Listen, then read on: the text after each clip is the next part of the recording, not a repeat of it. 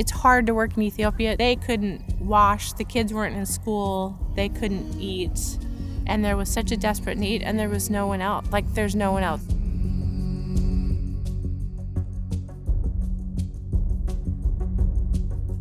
We went there to help orphans.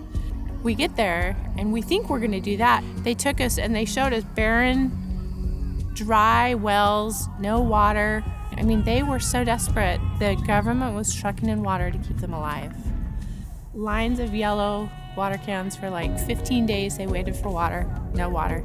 And we were just crying. I mean, they were so desperate. So we just kind of looked at each other and said, well, I guess we'll do water.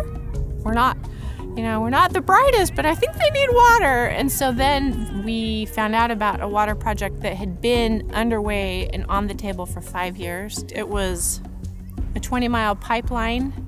It took us 3 years, but we got 20 miles of clean spring water down. And as we started working with building reservoirs and water points, when we were talking and working through our Arbinger strategic plan, and the questions were coming about output, and we can give output.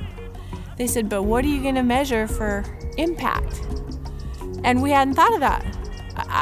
I said, well, we know we're building reservoirs that store water and water points that will reduce the distance they have to travel. And as we started to talk and work through the process of getting beyond outputs into impact, the measurable thing that we finally came up with was the number of kids in school. Before, when they had water, the number of kids in school was high and consistent, and as the water situation deteriorated, the attendance rates just declined dramatically, including the teachers, because everybody was out looking everywhere and standing in line for weeks trying to get water.